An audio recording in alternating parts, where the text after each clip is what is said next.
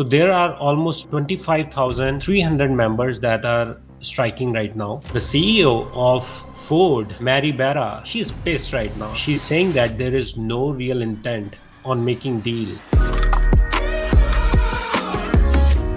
Hi, welcome to Outlier Live.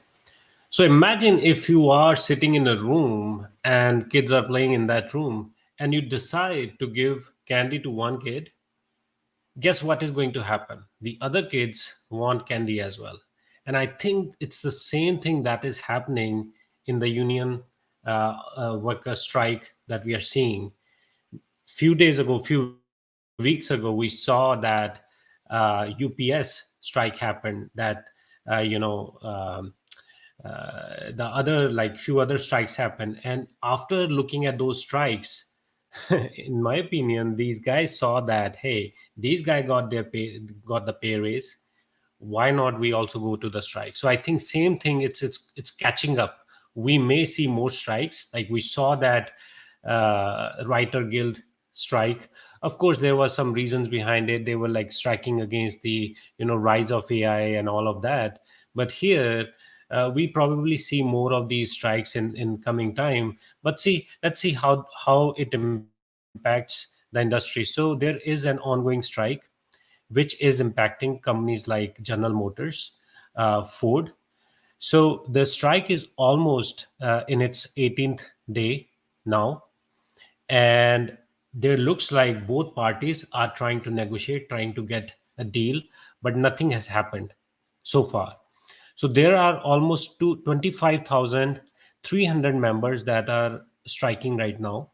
So there were walkout on Friday against GM and Ford Motor, and the major brands, the major models that are getting impacted right now are from Chevrolet Traverse, Buick, and Clave.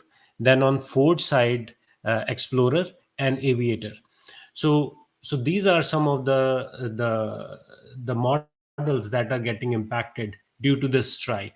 Now, the CEO of Ford, Mary Barra, she's pissed right now. I mean, according to her, she's saying that there is no real intent on making deal, and it hadn't received a comprehensive counter from the union to its historic offer in more than a week. So, but on the other hand, union workers are trying to, say that they have already countered the offer. They are serious about this negotiation.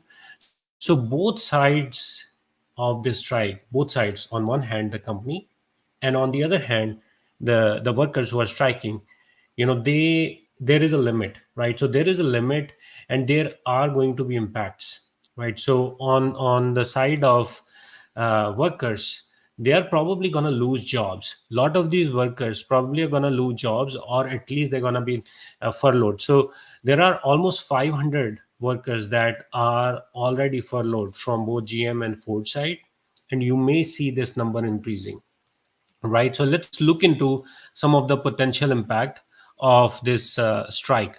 So in my opinion, there is not a very big impact on the economy, but the impact is kind of very limited. It's not like UPS, where everything is dependent on this delivery. The whole supply chain is going to get impacted. This is going to impact probably the auto parts suppliers, your people who are trying to order a particular model.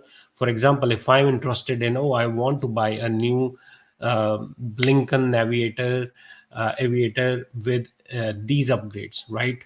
So I my order may get impacted. So it's not like I cannot buy a car. There are probably around 2 to 3 months of inventory sitting right now in the lots. So if I look here, uh, let's see.